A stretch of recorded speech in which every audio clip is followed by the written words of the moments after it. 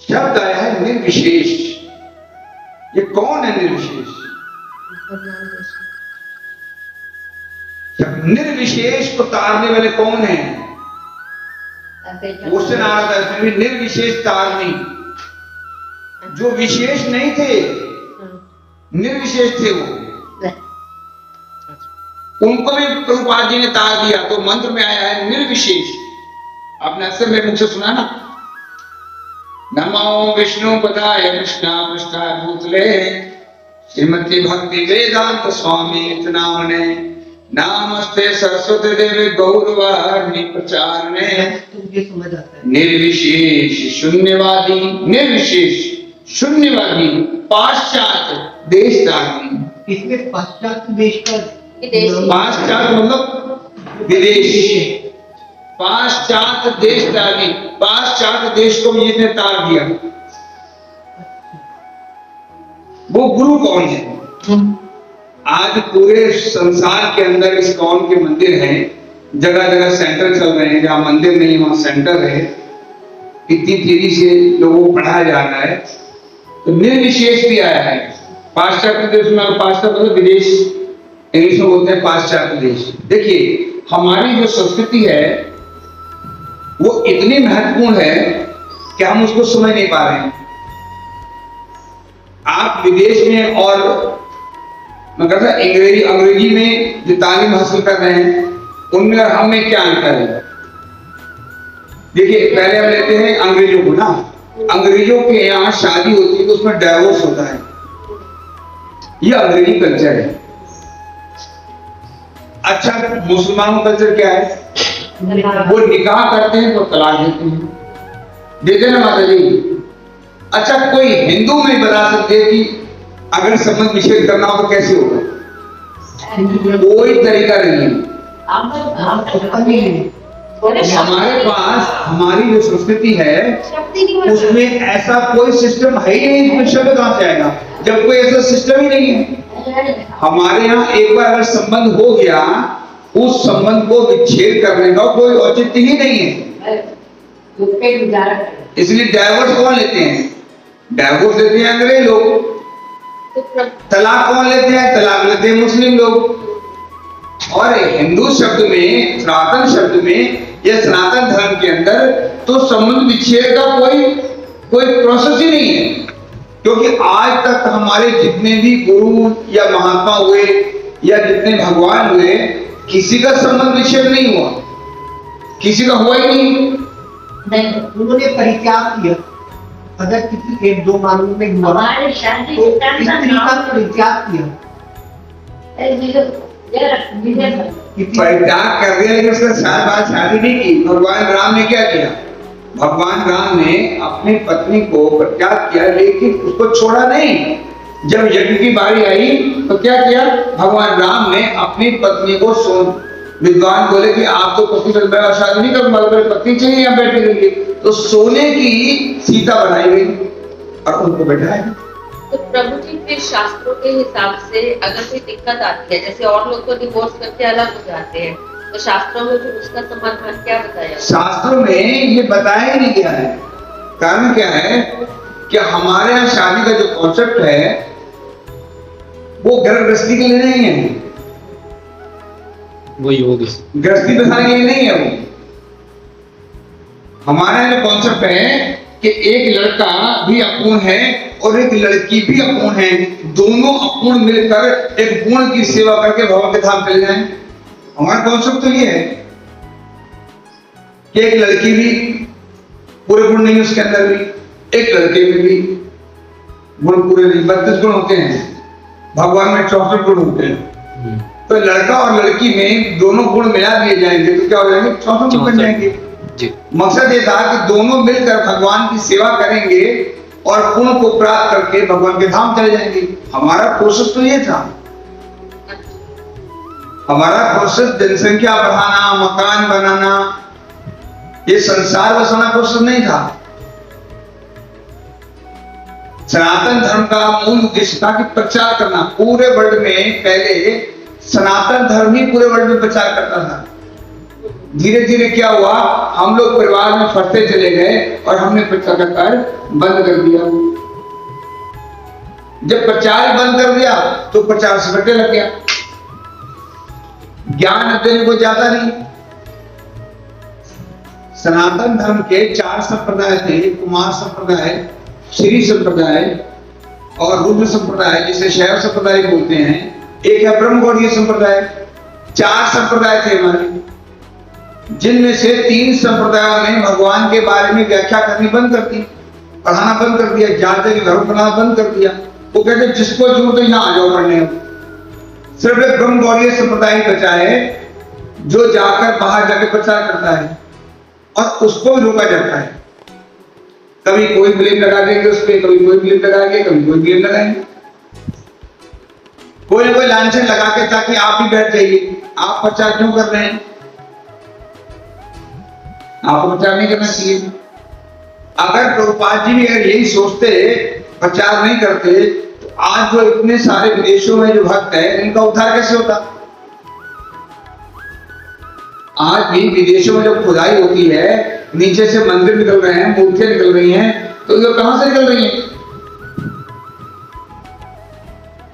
इतने इतने बड़े हम्पी में मंदिर है, बहुत बड़ा, इतना, जबकि वहां हिंदू नहीं है, वहां मंदिर है हमारे वहां पर। हम्पी है, बहुत सारे ऐसे स्थान है जहां मंदिर बने, बहुत पुराने हमारे, बहुत हजारों वर्ष मंदिर बने हुए हैं।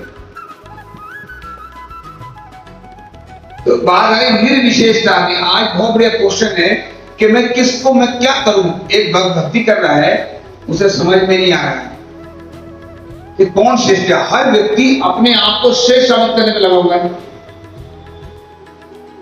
निराकार वाले कहते हैं हम लोग श्रेष्ठ हैं, और साकार वाले कहते हैं हम श्रेष्ठ हैं। अर्जुन ये तो पूछ रहा है, अर्जुन पूछ रहा है जो आपकी सेवा में तत्पर रहते हैं, या जो अव्यक्त निर्वेश ब्रह्म की पूजा करते हैं। अव्यक्त मतलब जिसको व्यक्त नहीं किया, जिसको व्यक्त, निराकार मतलब निराकार ब्रह्म की पूजा करते हैं। इन दोनों में से कौन श्रेष्ठ है? जो भी व्यक्ति भक्ति करता है उसके मन में क्वेश्चन आता जरूर है कि यार मैं, मुझे समझ में नहीं आ रहा। मैंने कहा अगर गीता ऐसे क्वेश्चन अर्जुन पूछेगा गीता में कि जो आपकी समझ से परे होंगे, भगवान क्या बोल रहे हैं?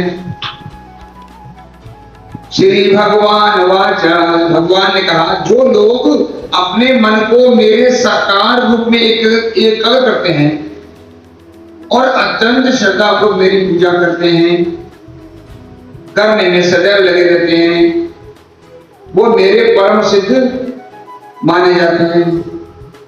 माता जी भगवान इसका उत्तर दे रहे हैं। देखो अर्जुन पूछ रहे हैं कौन श्रेष्ठ है? वो जो भगवान को मानते नहीं, खाली गुरु की पूजा करते हैं, निर्विशेष है वो लोग, वहां पे भगवान है नहीं, वो श्रेष्ठ है। जो भगवान की पूजा कर रहे हैं वो श्रेष्ठ है। भगवान क्या कह रहे हैं? जो लोग, जिनका मन मेरे साकार रूप में लगता है, मेरी जो विग्रह है उसकी जो सेवा कर रहा है, उसका मन एकाग्र रूप से वहां पे लगा हुआ है, वो मुझे अत्यंत प्रिय है। देखिए भगवत गीता में आज पहले श्लोक से लेकर 12 श्लोक तक इसी पे चर्चा होगी, और 12 के बाद 20 तक भगवान बताएंगे आने वाले श्लोकों में कि एक भक्त में क्या लक्षण होते हैं। पहले तो इसका उत्तर देंगे भगवान, उसके बाद बताएंगे जो भक्ति कर रहे हैं उनको, उनमें क्या लक्षण है, कैसे मालूम पड़ा कौन भक्ति कर रहा है।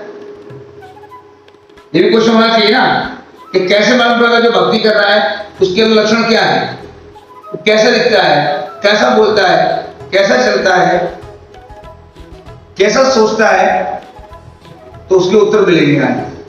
तो ये दूसरे अध्याय भगवान बता रहे हैं दूसरे श्लोक में कहते हैं इसमें लिखते हैं मेरे द्वारा परम सिद्ध माने जाते हैं। तो मुझे ये पता होना चाहिए सिद्ध क्या होती है। सिद्ध मतलब वो भगवान को सिद्ध है। भगवान सिद्ध मतलब पूर्ण, सिद्धि प्राप्त करना मतलब उसमें पूर्ण हो गया। सिद्धि का मतलब पूर्ण होता है। कोई चीज अपने सिद्धि प्राप्त करी, मतलब मैंने इसकी सिद्धि में निपुण हो गया, मैं निपुणता। निपुणता समझ लीजिए। अच्छा, तो परम सिद्धि, परम मतलब परम सिद्ध वो मतलब वो सबसे श्रेष्ठ हैं जो मेरे साकार रूप की पूजा करते उच्च हैं। रूप से सिद्ध हाँ या उच्च रूप से निपुण। हाँ। शाब्दिक क्या कह रहे हैं, जिनके मेरे साकार रूप में एकाग्र, एकाग्र मतलब एक की पूजा, अच्छा, एकाग्र, कंसंट्रेट, कॉन्सेंट्रेट।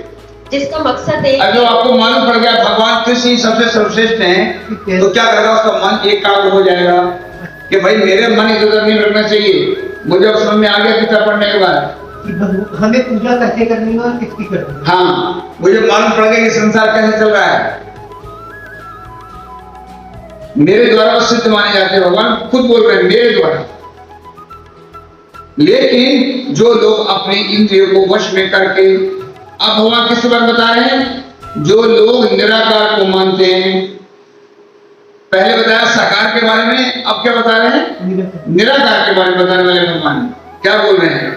लेकिन जो लोग अपनी इंद्रियों को वश में करके, यहां क्या बोल रहे हैं, और पहले क्या बोला है, जो मेरे विग्रह के अंदर अपना मन लगा के उसकी पूजा कर रहा है, सब इतना बोला भगवान ने, वो सिद्ध माने जाएंगे। अब क्या बोल रहे हैं, जो लोग अपनी इंद्रियों को वश में करके तथा सबके प्रति समभाव रखकर इस परम सत्य की निराकार कल्पना के अंतर्गत उस अव्यक्त की पूरी तरह से पूजा करते हैं, जो इंद्रियों की अनुभूति से परे है, जो सर्वव्यापी है, अकल्पनीय है, अप्रवृत्तनीय है, अचल है, ध्रुव है, वह समस्त लोगों में कल्याण में सुन रहता है, अतः मुझे ही प्राप्त करते हैं। भगवान क्या करें, वो भी मुझे प्राप्त करते हैं जो निराकार की पूजा करते हैं।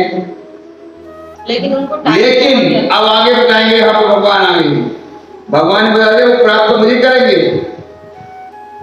जिन लोगों के मन परमेश्वर में अव्यक्त निराकार रूप के प्रति आसक्त है, उनके लिए प्रगति कर पाना अत्यंत कष्टप्रद है। क्या बोलेंगे भगवान, भगवान कह रहे हैं जो निराकार की पूजा करता है, निराकारवादी बहुत सारे हैं यहाँ पर। प्रभु जी राधा स्वामी भी निराकार, राधा स्वामी है, निराकार है, ये आपको मिलेंगे, ब्रह्म कुमारी वाले मिलेंगे, और अद्वैत मत मिलेगा, द्वैत मत मिलेगा, और जैसे आसाराम बापू वाले, राम रहीम वाले, ये सब किसी पूजा कर रहे हैं, निराकार की। अच्छा, निराकार का क्या सपना होता है, पता है कि वहां तो सेवा करनी पड़ेगी, जब भगवान होंगे नहीं तो किसी सेवा करोगे, सेवा तो तुम करोगे, अब तुम सेवा मेरी करोगे, कि भगवान तो है नहीं, तो सेवा तो आपको करनी है, तो सेवा क्या करोगे, जो सामने दिख रहा है उसकी पूजा करोगे आप। नहीं वो तो कामों में इसीलिए बोलोगे, आपका मन अगर भगवान हो सामने, आपका मन तो भगवान पे टिका हुआ है, कौन आया कौन गया पता नहीं चलेगा। और अगर कोई व्यक्ति भगवान है नहीं, वो वहां से हटेगा तो क्या होगा, आपका मन भी हट जाएगा, आप उसके पीछे भाग पड़ोगे, तो वो चल रहा है ना। अच्छा, वो ये सोचता है कि ये तो निराकार है, ये तो साकार रूप में खड़े हैं, मैं किसको कहूंगा, तो मैं गुरु से कहूंगा। फिर जब भगवान साकार रूप में है ही नहीं, उसको किसी से बात करनी है। हम लोग क्या करते हैं, हमारे भगवान सामने विग्रह है, हम तो भगवान से बात करते हैं। अब जब भगवान वहां पे है नहीं, तो उसको बात तो करनी है ना, तो कहां जाएगा, वो जाता है गुरु के पास। हम लोग सारे ज्यादातर जो साकार रूप की पूजा कर रहे हैं, वो भगवान से प्रार्थना करते हैं, है ना, भगवान के पास जाएंगे, भगवान से प्रार्थना करेंगे बार बार, जो कहना हो भगवान से कहेंगे, रोना हो तो भगवान के सामने जाकर रोएंगे, रोते ना, भगवान के सामने रोते हैं। मन उदास होता है, भगवान को जाकर देखना है, भक्ति नहीं बचेगी। अरे गुरु उधर चले गए, जो निराकार में देखोगे ना, जितना गुरु जाएंगे सब लोग भाग खड़े होंगे, भगवान तो है ही नहीं, तो उसके बीच चले गए। अब कहीं ना कहीं तो सेवा करनी है ना उसको। ये पूछना जो मम्मी मैं ये जो निरंकार है राग सौम्य है, हाँ ये ब्रह्मवाणी है, सच्चा सौदा है, हाँ, सच्चा सौदा भी, हाँ वासना है। हाँ। ये आगे उठे मानते भगवान हाथ जोड़े। हाँ, तो भगवान क्या कह रहे हैं, जिन लोगों के मन परमेश्वर में अव्यक्त निराकार स्वरूप के प्रति आसक्त हैं, उनके लिए प्रगति कर पाना कठिन है। भगवान कह रहे बहुत मुश्किल है उनको प्राप्त करना, वो मुझे प्राप्त करे बड़ा मुश्किल है उसके लिए। दो काम बहुत मुश्किल है, इंद्रियों को वश में करना और यस, भाव रखना। दो काम, संकेत का संभाव रखना और इंद्रिय कंट्रोल, ये हमारे बस की बात ही नहीं है। ये अर्जुन तो पूछ रहा बार बार कि प्रभु मेरा मन कंट्रोल में रहता ही नहीं है, ये काफी, मैं रात को सोता हूँ, सबने कुछ और देखता हूँ, सुबह कुछ और सोचता हूँ, 1 घंटा कुछ और सोच रहा होता हूँ, तो मेरे लिए बहुत मुश्किल है। और भगवान क्या कह रहे हैं, मन को कंट्रोल में रखो। किसके लिए? जो लोग निराकार की पूजा करते हैं, और सबके लिए संभाव बहुत मुश्किल काम है, क्योंकि व्यवहार में आप सबके प्रति संभाव रख पाना। इसीलिए भगवान कह रहे हैं कि ये काम बहुत कठिन है। क्यों कठिन है? और इसको एक्सप्लेन करके भगवान क्या बोल रहे हैं, जो अपने सारे कार्यों को, भगवान क्या बोले, जो अपने सारे कार्यों को मुझ में अर्पित करके अवचलित भाव से मेरी भक्ति करते हुए मेरी पूजा करते हैं और अपने चित्त को मुझ पर स्थिर करके निरंतर मेरा ध्यान करते हैं, उनके लिए हे पार्थ मैं जन्म मृत्यु के सागर से शिव उद्धार करने वाला हूँ। देखिए भगवान वगैरह जो पूजा करते हैं उनके लिए, जो मेरी सेवा कर रहे हैं उनके लिए क्या बोल रहे हैं भगवान, जिनके सारे कार्य मुझ पे अर्पित और अवचलित भाव से मेरी भक्ति मेरी ही पूजा, जो निराकार वाले हैं वो लोग पूजा नहीं करते, मालूम है आपको, वो लोग पूजा नहीं करते। पूजा किसकी होती है? साकार की। और दूसरी बात और सुनिए, एक विशेष बात और भी माता जी, इसमें विशेष क्या है, जो कथा होती है वो कथा हमेशा साकार रूप की होती है, निराकार रूप की कभी कथा नहीं हो सकती। वहां कथा कभी नहीं होगी, वहां भागवत नहीं होगी, रामायण नहीं होगी। कथा उसी की हो सकती है जिसका कोई आकार हो, जिससे किसी ने देखा हो, जिसके बारे में कोई लिखा हुआ हो। अच्छा, सही कह रहे हैं, तो उसकी कथा हो सकती है, उनकी कथा हो ही नहीं सकती, लेकिन फिर भी उनको साकार रूप का सहारा लेके कोई ना कोई बात तो बोलना पड़ेगा। ठाकुर तुम शरणाई आया, उतर गया मेरे मन का संसार जब तेरा दर्शन पाया। हे ठाकुर, तुम्हारा जब से मैंने दर्शन किया है तब से मेरा सारा संशय मिट गया है, उतर गया मेरे मन का संशय ये गुरबाणी में जब तेरा दर्शन पाया। ये गुरबाणी में लिखा, ये गुरबाणी में लिखा हुआ है। ये गुरबाणी में, वो कह रहे ठाकुर तुम शरणाई आया। एक ठाकुर किसका नाम है? ठाकुर कृष्ण का नाम है। आप जितने नाम देखेंगे सब नाम कृष्ण के लिए ही हैं। तो फिर सदाओं को तो कृष्ण भगवान को मानना चाहिए। व्याख्या अलग हो तो हम क्या कर सकते उनका हैं? एक मूल स्रोत है, एक ओंकार का नाम है। ओंकार जो है भगवान ने बोला, एक ओंकार। भगवान कृष्ण कह रहे हैं ओम, ओम भी मैं हूँ। भगवान बोल चुके गीता में कि ओम मैं ही हूँ। जो भगवत पूजा करते वो भी मैं ही हूँ। अच्छा, भगवान क्या बोल रहे हैं? मैं ऐसे भक्तों क्या करता हूँ, शीघ्र जन्म मृत्यु से उद्धार करने वाला हूँ। जो मेरी साकार रूप में पूजा करते हैं मैं उसका बहुत जल्दी उद्धार करने वाला हूँ, और जो निराकार को मानते हैं उनके लिए बहुत मुश्किल है।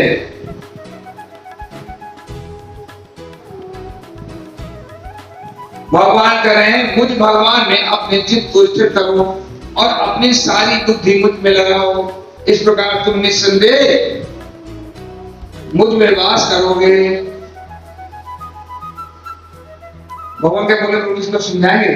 भगवान कह रहे हैं अपने चित्त को स्थिर करो और अपनी सारी बुद्धि, जितनी आप में अकल है, जितनी आप लगा सकते हो, मेरे में लगाओ।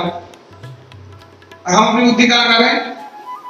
संसार में। दुनियादारी में। भौतिक जगत में। हमें पूरे संसार की चिंता है, अपनी चिंता के अलावा, और इसी चिंता में मरे जा रहे हैं।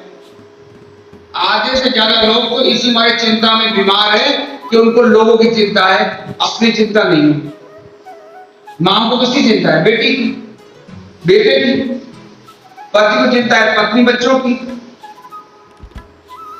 सबको चिंता लगी है। प्रभु जी, इसका मतलब अंग्रेज सही है, वो तो अपनी चिंता करते हैं। हमारे स्कूल में सिखाते हैं तुम अपने अपने बारे में सब सोच लो तो सब अपने आप ठीक है। अपने आप ठीक हो जाएंगे। माता जी और लेटी भी होगी तो उनको चिंता रहती है तो घर में हो क्या रहा है। कई बार क्या होता है, लेटे लेटे नीचे सोचता है बुढ़ापे में आदमी ऐसे, इन पे नहीं है, सबका हाल यही होगा, हमारा हाल भी यही होने वाला है। लेटे लेटे सोचता है पता है घरों को नुकसान तो नहीं हो रहा, लाइटें बंद कर दूं, बाहर देखूं तो चोरी तो नहीं कर ली, सब्जी मांगी तो नहीं लेगी। लेकिन प्रभु जी, जो जल्दी एज में भागवतम भगवत गीता पढ़ते हैं तो उस बारे में ही सोचते हैं ना, उनकी कथाएं उनके। हाँ, जो व्यक्ति पहले भक्ति में आ जाएगा तो उसका ध्यान बढ़ाने का भक्ति में, वो सोचता है अरे भाई मेरे कार्य पूरे हो गए, शादी कर दी मैंने आपकी, मेरी जिम्मेदारी समाप्त, मुझे 2 रोटी खानी जैसे दोगे खा लूंगा, बात खत्म हो गई। कपड़े दोगे ठीक है, नहीं दोगे ठीक है, मैं मैंने पहन लूंगा, अब जो समय बचा है भक्ति करूंगा बैठकर। देखिए, भगवान को फूल खिले हुए पसंद है, मुरझाए हुए नहीं। भगवान को कौन चढ़ते हैं? जो खिले हुए हो। इसलिए जवानी में भगवान के पास जाना चाहिए। जब फूल ही मुरझा गए, जब गोड्डों में दर्द हो रहा है, आंखें से दिखता नहीं, कान से सुनाई देता नहीं, और तब भगवान के पास जाएंगे, इसका मतलब क्या है कि अब तो फूल पूरा मुरझा गया है, रास्ता अब कुछ बचा नहीं है। तो कई लोग कहते हैं अरे अब घर को निकाल दिया होगा, घर में खाना नहीं मिलता होगा, अब आई भगवान का भजन करने, अब याद आई भगवान के भजन की। पहले कहाँ थी? पहले तो याद नहीं थी। सास बहुत मतलब बहुएं बहुत तंग करती होंगी, ऐसा सब बोलेंगे लोग, मुंह पे नहीं बोलेंगे, पीछे बोलेंगे, हम बोलते हैं। है ना। और कई बोलती एक काम करती उससे, वो तो चलिए भैया ने इन चैन नहीं पीता, मंदिर आ गए तो मंदिर भी चैन को नहीं पीता, मंदिर में भी चैन नहीं है। ध्यान लगाइए भगवान पे। कभी भी भगवान के मंदिर में जाओ तो ध्यान सिर्फ भगवान को होना चाहिए, भगवान के अलावा कहीं ध्यान नहीं होना चाहिए। जितनी देर भगवान के सम्मुख खड़े हैं उतनी देर एकाग्र होकर भगवान पे ध्यान आना चाहिए। वृंदावन की बात है, एक व्यक्ति अंधा था, एक व्यक्ति आंखों से अंधा भगवान के दर्शन करने जाते रोज। कई लोग बड़े परेशान, किसी आंखों से दिखाई देता नहीं, ये करने क्या जाता है वृंदावन? आंखों से दिखाई दे रही तभी तो सही, भगवान का तो दर्शन करने जा रहा है। तो रोज जाए। एक भक्त ने पूछ लिया, प्रभु जी माफी चाहता हूं, पूछना तो नहीं चाहता हूं, लेकिन पूछने को विवश हूं, क्योंकि मेरी बुद्धि ये क्वेश्चन उठा रही बार बार कि आपकी आंखें नहीं हैं तो आप यहां दर्शन करने किसके आते हैं? आपकी तो आंखें हैं नहीं, तो आप यहां करने के आते हैं? उसने उत्तर दिया कि मेरी आंखें नहीं है लेकिन भगवान की आंखें हैं। मैं नहीं देख सकता भगवान को, लेकिन भगवान तो मुझे देख सकते हैं, है ना। मैं नहीं देख सकता तो क्या हुआ?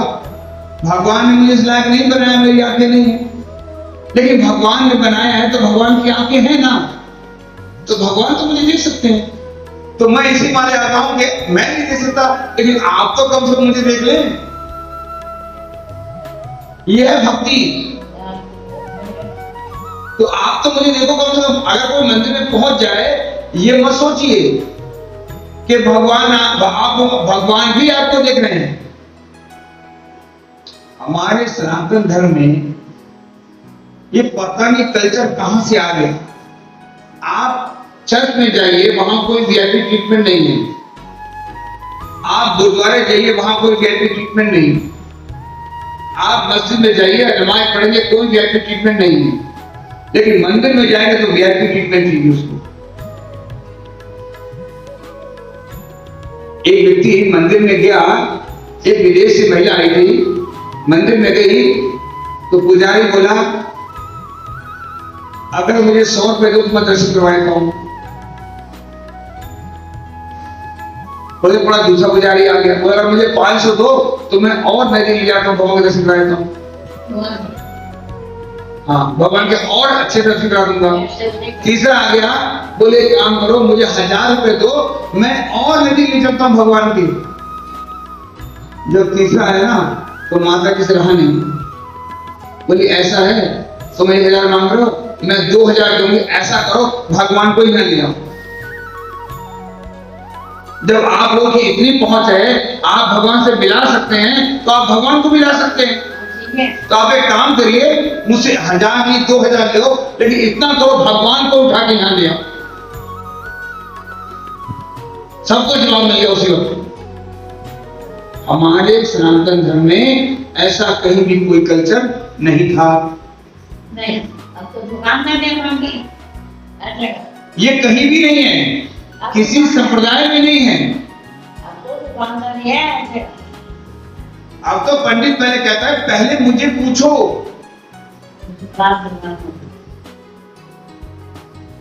पहले मुझको पूछो। लोग पहले तुम, आज सबसे ज्यादा कमेंट किसको है? ब्राह्मण को। मैं सर्वश्रेष्ठ हूं, मैं ही सर्वश्रेष्ठ हूं। इतनी सेवा की, ब्राह्मण भगवान का दास था, उसमें अहंकार तो होना ही नहीं चाहिए। जो भगवान का दास है उसमें अहंकार होगा तो भगवान का दास कैसे? नहीं हम तो बहुत कुछ। तो भगवान कह रहे हैं अपने चित्त को स्थिर करो और अपनी सारी की सारी बुद्धि जो आपके वो है वो मेरे में लगा दो। निसंदेह तुम मुझ में सदैव वास करोगे। सारी बुद्धि कैसे लगाएंगे प्रभु जी? हमारे पास जितनी बुद्धि है भगवान में कैसे लगाएंगे? बुद्धि का जो है हम कई जगह पर इस्तेमाल करती है, उसमें से मुख्य उद्देश्य है हमारी भौतिक कार्यकलापों को संपादित करना। बुद्धि का मतलब यह है कि आप जो भी कर सकते हैं वो सिर्फ भगवान कृष्ण के लिए करिए, किसी और के लिए नहीं। मतलब हमारी घर में अगर बाहर से कोई मीठा भी लेके आ रहे हैं मार्केट से, तो पहले भगवान के लिए, मैं भगवान के लिए नहीं, पहले नहीं, मैं लाही भगवान के लिए रहा हूँ। मतलब हर काम जो भी कर रहे हो उसमें ये सोचो कि मैं इसलिए कर रहा हूँ कि मेरे भगवान प्रसन्न होंगे। उसको भगवान की प्रसन्नता के लिए ही कार्य करना, सारी बुद्धि वहां लगा दो। उसमें से कोई वजह शब्द है चित्त। तो देह का चित्त क्या होता है? वो वही चित्त होता है जो कुछ चित्त माने ज्ञान, मन सत्य चित्त आनंद, तभी कई नाम रख दिया सच्चिदानंद। चित्त मैंने प्रभु जी चित्त माने ज्ञान, सत्य माने मैं मन समझती थी। चित्त माने ज्ञान, आनंद माने जो आनंद की अनुभूति करता है। ये आत्मा सत्य चित्त आनंद है। मतलब है हाँ, और चित्त मतलब ज्ञान में रहती है। ज्ञान में रहती है। और जब ये ज्ञान है उसको इसका कि मुझे भगवान से मिलना है। हाँ, तो चित्त का मतलब मन समझ सकते हैं यहाँ ना, कि हमारा मन भगवान में लगा है। मन तो इंद्रिय है, चित्त हमेशा साथ चलता है। और आनंद मतलब आनंद एक अनुभूति है। देखिए आपने आम खाया है ना, चित्त नॉलेज देखिए मेरी बात सुनिए, आपने आम खाया, आपको आम का स्वाद पता है। आपने लीची खाई है, लीची का स्वाद, जैसे नाम लिया लीची का, आपको स्वाद पता है। आपने अमरूद खाया है, अमरूद का स्वाद पता है। अगर मैं कहूँ जहर खाया है, क्या आपको स्वाद पता है आपको? इसका मतलब क्या है? आपने जो चीज खाई है उसका ही आनंद आपको पता है, जो चीज आपने खाई नहीं उसका स्वाद आपको पता नहीं। इसका मतलब इस आत्मा ने उस आनंद की अनुभूति कर रखी है जो ढूंढ रही, क्यों कि इसने उस आनंद का स्वाद चखा हुआ है। इसी में लगातार ये आत्मा आनंद ढूंढती रहती है, कभी गृहस्थी में, कभी काम में, कभी कपड़ों में, कभी सुंदरता में, कभी बाल काले करने में। कभी घूमने में, कभी खाने में। गुरुजी बात सही है, मैं भी चित्त को लेकर के थोड़ा सा कंफ्यूज हूँ, क्योंकि हम लोग कहते हैं कि हमारा चित्त प्रभु में लगा हुआ है ना?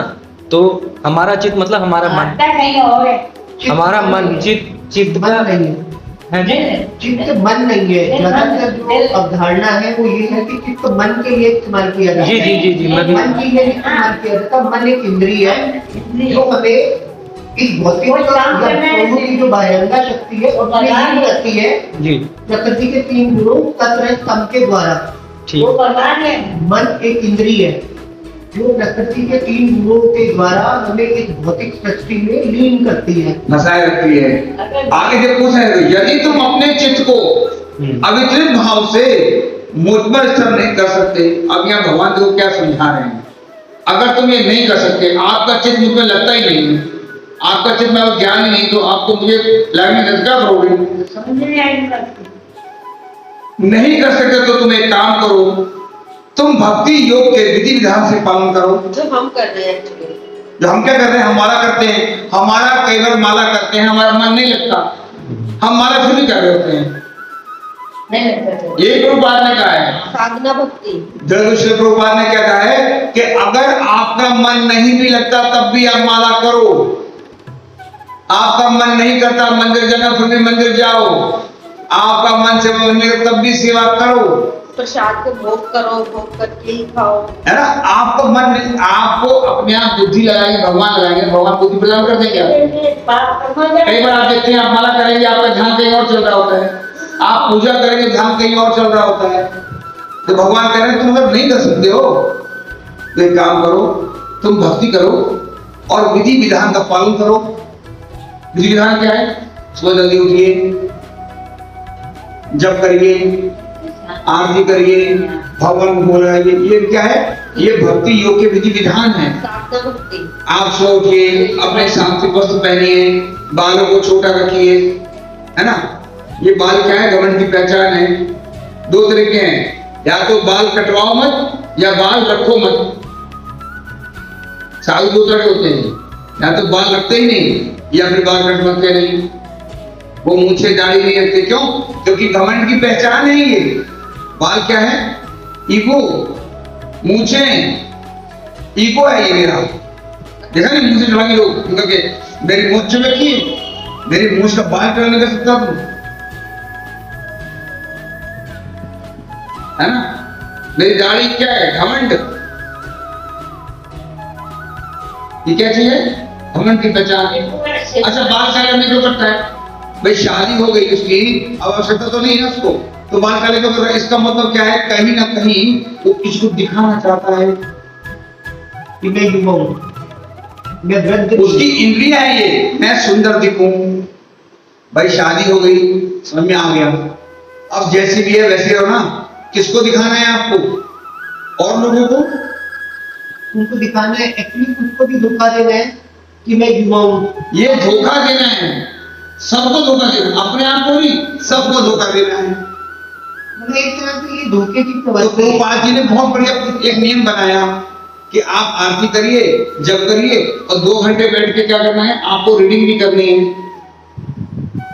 और अगर समय बचे तो 2 घंटे रीडिंग भी करिए। आपके 8 घंटे पूरे हो गए। 8 घंटे काम करिए, 8 घंटे सोइए, 2 घंटे रीडिंग करिए, क्योंकि दिमाग याद नहीं रखता है। कलयुग है इसके अंदर, कलयुग में दिमाग में याद नहीं रहेगा। मैं भी कहाँ याद रहता है? सामने रख के बैठा हूं ना, मैं अपने मन में बात नहीं बोल रहा हूं, मैं सामने रख के क्यों बैठा हूं? मुझे भी याद नहीं रहता। भगवान का ज्ञान कहाँ याद रहता? मतलब कलयुग चल रहा है। कोई कहे मुझे बहुत कुछ याद रहता, मुझे तो याद नहीं रहता, मैं तो सामने रख के बैठा हूं।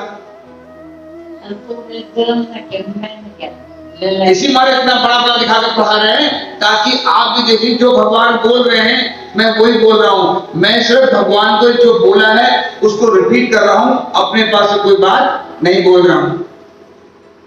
लोग अपने मंगल व्याख्या करते हैं। प्रभुपाद जी ने यह है जो प्रभुपाद जी ने कहा, जैसे मैंने गुरुओं से सुना है मैं वही बात को बोल रहा हूं। तो मैं क्या बोल रहा हूं? मैंने प्रभुपाद जी की जो व्याख्या है मैं उसको ही लगातार यहां पर बोल रहा हूं।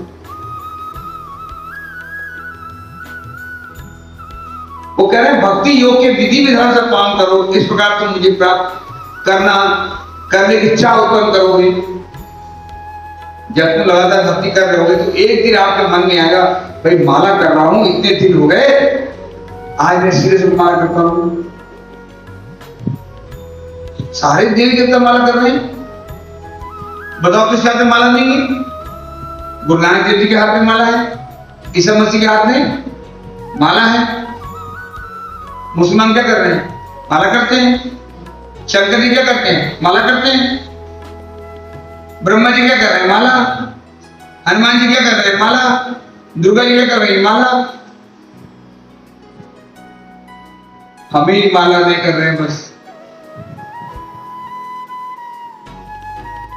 तो प्रयास करिए, जो लोग ऑनलाइन सुन रहे हैं कृपया माला अवश्य करिए।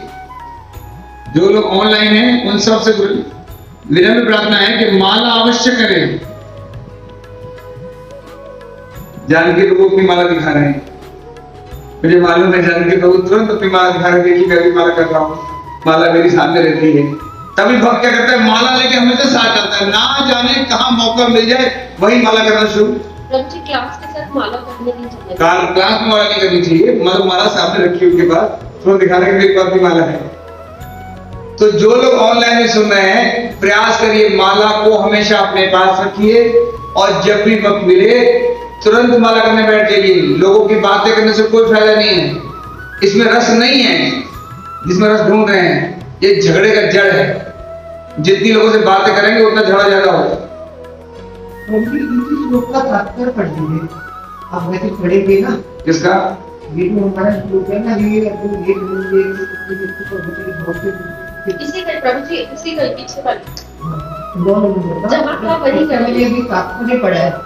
इसका जो तात्पर्य है ना वो बहुत सरल भाषा में वो बताएगा जो हमारी व्यवहारिक स्थिति है।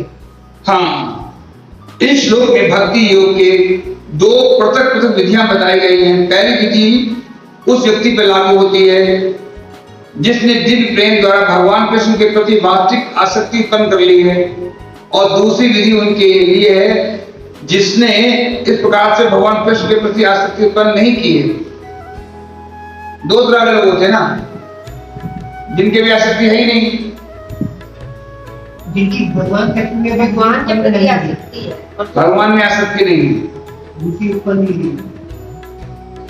इस द्वितीय श्रेणी के लिए नाना प्रकार के विधि विधान हैं जिसका पालन करके मनुष्य अंततः कृष्ण आसक्ति अवस्था को प्राप्त हो सकता है। भक्ति मार्ग पर चलना आरंभ करेगा। यस, इसे भगवान करें वो क्या करो, आप विधि विधान का पालन करो। माला करिए, मंगला आरती करिए, तुलसी आरती करिए, जप करिए।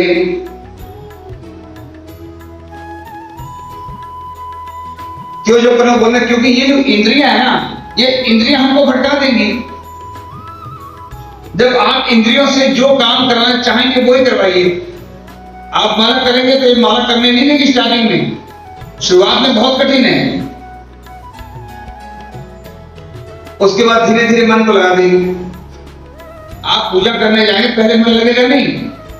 मैं पहले मंदिर जाता था तो मेरा मंदिर मन लगता नहीं था, मुझे जबरदस्ती बिठाते थे, बैठा के बोला को पढ़ना है।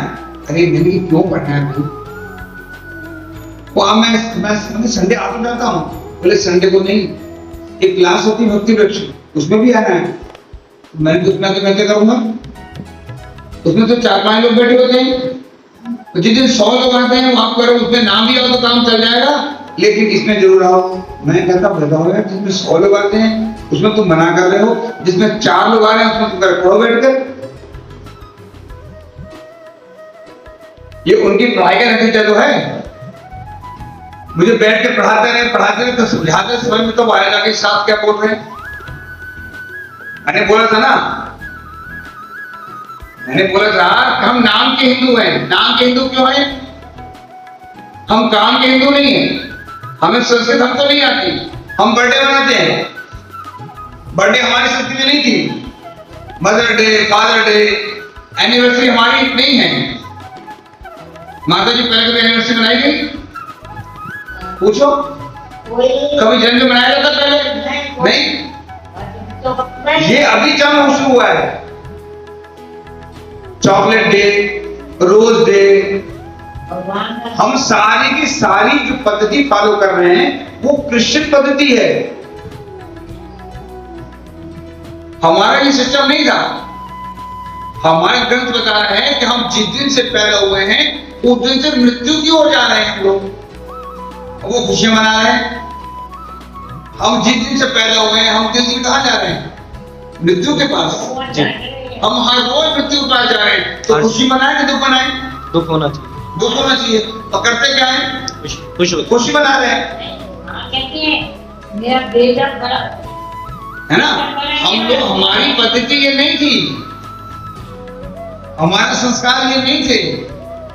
हम हर रोज, वास्तव में क्या है, हमारा जन्मदिन किसके अनुसार आता है? हम जो अंग्रेजी कैलेंडर है उसके हिसाब से मनाते हैं हम लोग। तो हम सब नाम के तो हिंदू हैं। सच्चाई है कि नहीं? सच्चाई, बिल्कुल सच बात है। भाई हमारा जो कैलेंडर है वो तो अंग्रेजी कैलेंडर लिए बैठे आपने, उससे हम जन्मदिन मना रहे हैं। तो हमारा जन्मदिन है, अरे भैया अंग्रेजी जन्मदिन नहीं निकला, अपने नक्षत्रों को भूल गए। पता ही नहीं।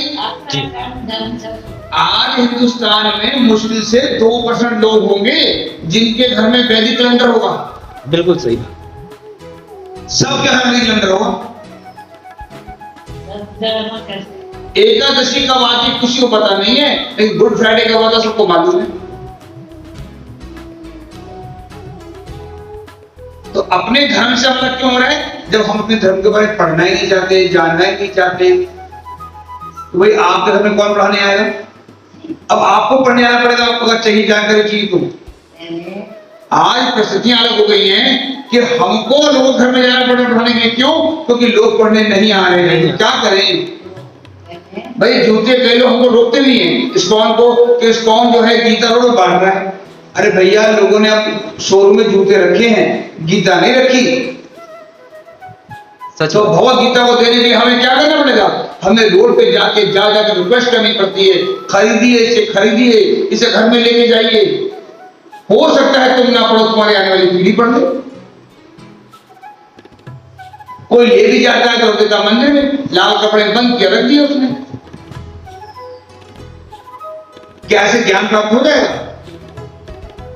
बच्चा जाए स्कूल में और पुस्तक ना पढ़े और बैग में पुस्तक बंद पड़ी रहे, पास हो जाएगा? हम क्या सोचते हैं? घर में भगवत गीता रखी तो है, रखी है, पढ़ी नहीं। लेकिन अगर कोई भगवत गीता को समझ ले, पढ़ ले, डिप्रेशन दूर, मोटिवेशन इसमें छिपा है। इससे बड़ा मोटिवेशन क्या होता है संसार में? जो अर्जुन सारे हथियार नीचे रख दिए कि मैं युद्ध ही नहीं करूंगा, सरेंडर कर दिया उसने, और भगवान ने उसको इतना मोटिवेशन कर दिया कि वो तैयार हो गए युद्ध के लिए, मारने के लिए। और ऐसा युद्ध किया कि सबको मार दिया। और वो भी 45 मिनट। मात्र 45 मिनट में भगवान ने जो गीता सुनाई है वो मात्र 45 मिनट का संवाद है। अर्जुन और भगवान का जो संवाद है मात्र 45 मिनट। अब कोई अपने वस्त्र नहीं पहनना चाहता। हम तो अंग्रेजों के वस्त्र पहने, अंग्रेजों वाले। हमारे 700 बीमारियां लग गई हमको। हम पहनेंगे वही जींस की पैंटे पहनेंगे, धोती कुर्ता कोई पहन ले तो कहते पंडित बन रहा है। हमारे हिंदू अरे पंडित भी नहीं पहनता, पंडित पजामा पहन लेता है, धोती नहीं पहनता वो। धोती कुर्ता तो बहुत दूर की बात है, आप तिलक लगा के निकलो तब लोग क्या देते हैं कि पंडित बन रहा है। बताइए मुझे क्या बोल रहे? कोई खाली तिलक लगा के चला जाए बोलते पंडित बन रहा। कंठ पे कोई माला पहन ले बंगाली लगता है। दो तीन लोग ये पंगालियों हम लोगों ने ऐसा समाज को बांट दिया है कि समझ में नहीं आ रही है। मैंने कहा कौन निराकार कौन साकार, आज भगवान उसको उत्तर दे दिए। देखो भगवान कह रहे हैं कि साकार रूप की जो पूजा करता है वो सब श्रेष्ठ है, और जो निराकार की पूजा करता है वो श्रेष्ठ तो है, लेकिन उसके लिए मुझे पाना बहुत कठिन है। वो जाके पहले जो निराकार की पूजा करते हैं पहले जंगल में जाए, एकांत में रहे, पूरे संसार से दूर हो जाए, इंद्रियां कंट्रोल में कर ले, हाँ, घूमने। इंद्रियां कंट्रोल में हो जाएगी, संन्यास हो जाएगा, सीधे तो जंगल में पहुंच जाएगा सीधे। क्यों प्रभु जी? इंद्रिया कंट्रोल में रहेगा तो भौतिक कार्यकलापों में लिप्त हो हो ही नहीं सकता, वो बंद हो जाएगा। भौतिक कार्यकलापों में लिप्त हो। उसे पता है 2 रोटी खानी है मुझे, मैं 2 रोटी खाने के लिए इतना सा परिश्रम क्यों करूं? मांग के खा लो, जाओ, फिर गुस्सा करता हूं बैठकर। समझ रहे आप? वो सोचेगा कि मैंने 2 रोटी खानी है, 2 रोटी खाने के लिए सारा दिन कुत्ते का काम करूं। वो क्यों काम करूं? जाके साधना करेगा, जब वक्त लगे भूख का फल तोड़ के खा लेगा या मांग के खा लेगा, वो काम नहीं करेगा। और हमारे यहाँ तो ऐसे ऐसे ऋषि मुनि हुए हैं जिन्होंने अन्न ही त्याग दिया है। हाँ,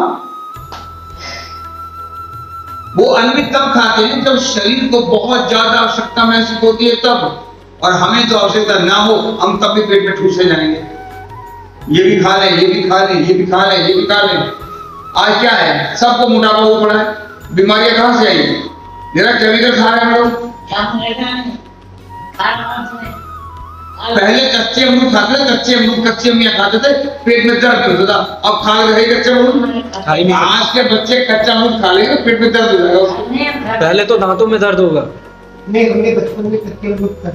कच्चे अमरूद, कच्चे गन्ना खाया है आपने, अम्मियां खाई कच्ची, जो मिलता था कच्चे प्याज खाए, गन्ने खाया करते थे उस समय। गन्ना खाया। अब तो दांत हिल जाएंगे, जी, उसके दांत ही बाहर आ जाएंगे। आने वाला समय ये सारी चीजें मिस करेगा, वो ढूंढेगा। अच्छा ऐसा वो झूठ बोलते हैं, वो कहेंगे झूठ बोलते हैं, ये खेतों में जाके गन्ना गन्ना छूट लेते।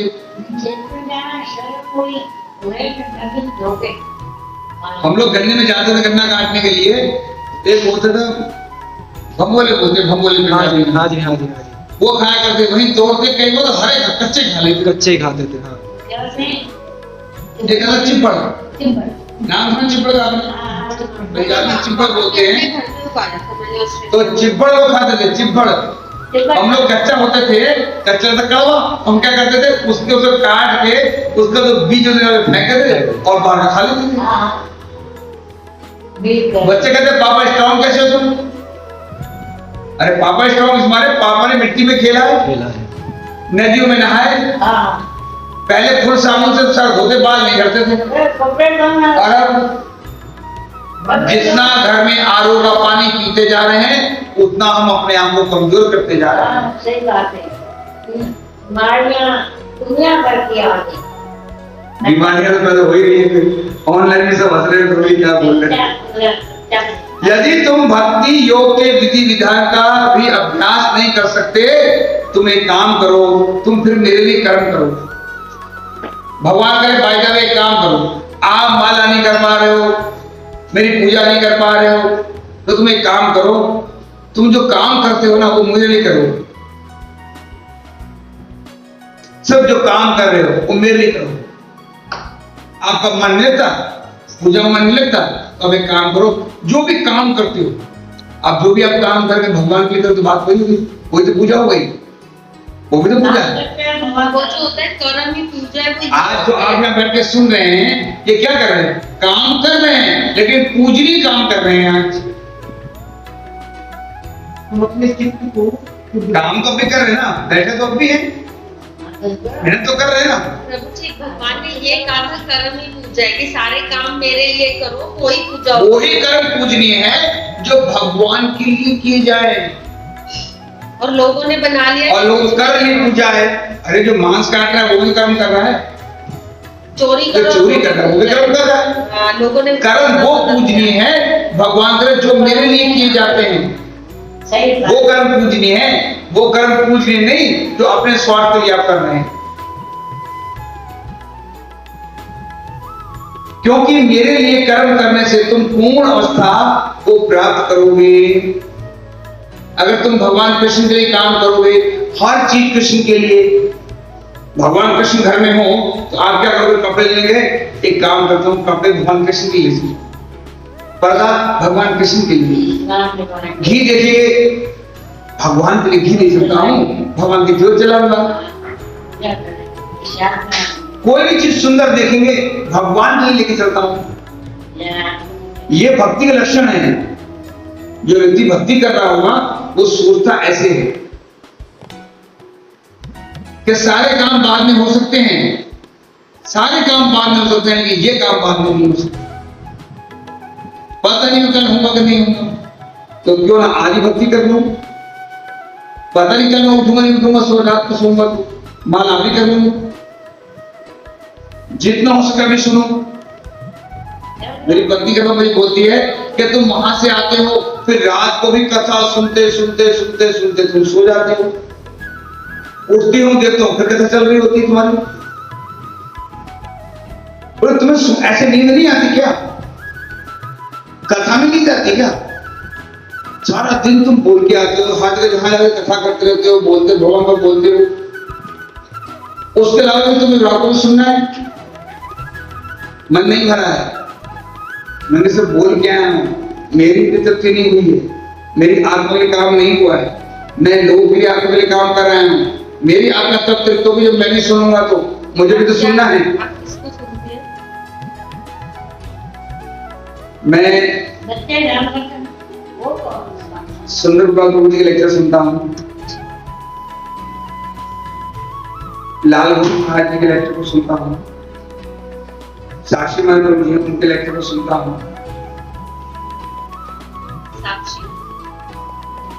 साक्षी महाराज मैं लेक्चर सुनता हूँ। ज्यादातर मैं सुंदर गोपाल जी के प्रभु जी के लेक्चर आते हैं उनको सुनता हूँ और उसके बाद में लाल गोविंद महाराज जी के लेक्चर को सुनता हूँ। मैं कंटिन्यू सुनता हूँ क्योंकि मुझे जब तक मैं चाहता हूँ मैं सुनते सुनते सुनते सुनते सुनते सो जाऊं, वो मुझे मंजूर है। फोन लगाया चार्जिंग पर कि फोन ना बंद हो जाए और कथा लगा दी और जब तक सुनता हुआ तो धीरे धीरे सो जाऊं।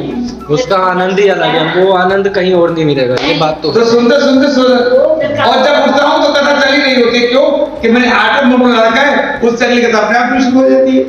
आवाज आती है तो मेरी पत्नी कहती है तुम जब उठती हो तब भी, जब सोते हो तब भी, तुम्हारे कान के पास मोबाइल चल रहा होगा, तुम देखते हो हमें सुन रहे होते हो। मैं कहा हाँ मुझे सुनना भी अच्छा लगता है, ये मेरी इंद्रियां है ना, मैंने लोगों की बहुत बातें सुन ली, उससे इंद्रिय तृप्ति नहीं हुई, अब मैं सुनता हूं मुझे अच्छा लगता है। रूपा जी कहते हैं ना जब किसी को नशा उससे उत्तम मिल जाए तो नशा छोड़ देगा, वो बीड़ी तब छोड़ेगा जब उससे अच्छा नशा मिल जाएगा, शराब उससे उत्तम नशा मिल जाएगा, जब उत्तम नशा मिल जाएगा तो स्वयं छोड़ देगा।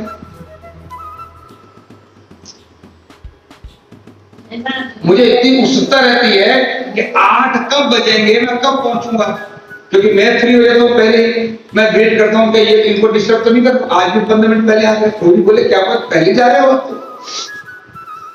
मैं टोली क्या करूं, आज और जल्दी उठ गया तो मन कर रहा था जल्दी पहुंच जाऊं, तो उनको फोन तो उठाया, बोले गेट खोल दो ताकि मैं अंदर आ सकूं, अब पहले आके बैठ गया क्योंकि ऑनलाइन सुन रहे हैं, वो लोग वेट करते 8 कब बजे और कब हम शुरू हो जाए।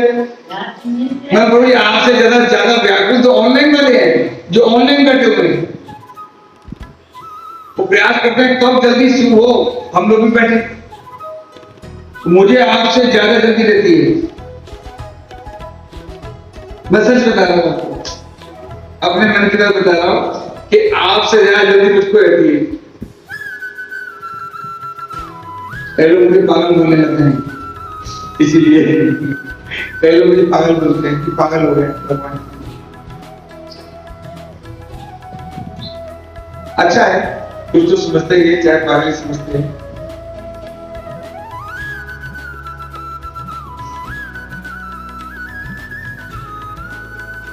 किंतु यदि तुम मेरे इस भावना रूप में कर्म करने में असमर्थ हो तो तुम एक काम करो, तो अपने समस्त कर्म फलों को त्याग कर दो और कर्म करने का आत्मनिश्चित होने का प्रयत्न करो। अगर आप काम नहीं कर सकते भगवान के लिए भी तो क्या करो, आप सभी कर्मों का त्याग कर दो। ये बहुत मुश्किल है, कर्म का त्याग करना ये साधु सन्यासी कर सकते हैं। कर्म का त्याग लो, काम जो कर रहे हो उसको, उसके फल को त्याग दो, क्योंकि उस फल से तुम बंध रहे हो। भाई आपने काम किया, उसे धन प्राप्त हुआ, उस धन को कोई लुटेगा ना, आपको दुख होगा। उस धन को तो देना पड़ेगा, आपको बड़ा दुख होगा। कोई चोरी कर ले तो रात को नींद नहीं आएगी। कर्म बल का त्याग करना बहुत मुश्किल है। ये सन्यासी के लक्षण है जो अपने कर्म को त्याग कर दिया कि मुझे नहीं मालूम, प्रभु जितने तुमने कर दिए, उतना मैंने काम कर दिया, मेरे को जितनी बुद्धि प्रदान करी मैं उतना काम कर दिया, जितना समझ में आया, जितने आपने बुद्धि दी मैं उतना ही बोल पा रहा हूं। मैं अपने पास से कोई बात नहीं बोल पाता हूं। क्यों? मुझे बुद्धि जितनी थी उतना ही काम करता हूं। तुम्हारी तुम जानो, मुझे इससे कोई मतलब नहीं। समझा रहा हूं सामने वाले को, समझ में आएगा नहीं आएगा ये तुम जानो, क्योंकि मैं तो बोल सकता हूं, उसके समझ में आएगा कि नहीं आएगा ये तो भूल जानी। ये तो भगवान ही जानते हैं ना कि आपको कितना समझ में आ रहा है, कितना समझ में नहीं आ रहा है। हो सकता है कि मैं कम बोल रहा हूं, आपको ज्यादा समझ में आ रहा हूं, और हो सकता है मैं ज्यादा बोल रहा हूं और आपको कम समझ में आ रहा हूं। ये तो भगवान को पता है ना।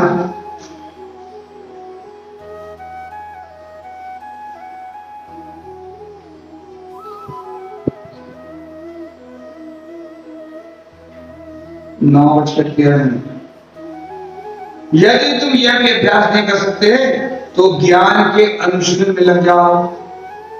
भगवान कह रहे हैं अच्छा तुम अभी ये भी नहीं कर सकते तो एक काम करो, एक कदम और आगे बढ़ो, एक कदम और पीछे बढ़ो, आगे बढ़ो। ये फर्स्ट अगर तुम नहीं बढ़ पा रहे, ये भी नहीं कर सकते, अच्छा ये काम करो, अच्छा ये तो कृष्ण कर सकता है। हाँ, मतलब और कम करो, कुछ भी करो और कम करो। मनुष्य की देह की प्रकृति अलग अलग। तो भगवान कह रहे हैं एक काम करो, तुम ज्ञान के अनुशीलन में लग जाओ। ज्ञान प्राप्त करने की कोशिश आप पढ़ने बैठ जाओ, कथा सुनो, ज्ञान के अनुशीलन में जाकर स्वयं पढ़ो। ये पढ़ो ये सुनो, पढ़ नहीं सकते सुनो। बैठ नहीं सकते सुनो। आप लोग क्या कर रहे हैं? सुन रहे हैं। अनुशीलन शब्द का इसमें क्या है? प्राप्त करो, प्राप्त करने की कोशिश करो। प्राप्त करेंगे। अनुशीलन मतलब प्राप्त करना। लेकिन ज्ञान से शेष ध्यान है और ध्यान से शेष भी कर्म है, और कर्म फलों का प्रत्याग करके ऐसे त्याग से मनुष्य मन की शांति प्राप्त हो सकती है। भगवान बोले किस तरह से शांति प्राप्त कर सकते हो, मैंने तुम्हें बता दिया। ज्ञान प्राप्त करो, ज्ञान से तुम्हें सब कुछ मालूम पड़ जाएगा और उस ज्ञान के माध्यम से तुम मेरे पास पहुंचोगे। अब 12वां अध्याय 12वां श्लोक आ गया। अब इसके बाद भगवान अपना पासा पलटने वाले हैं।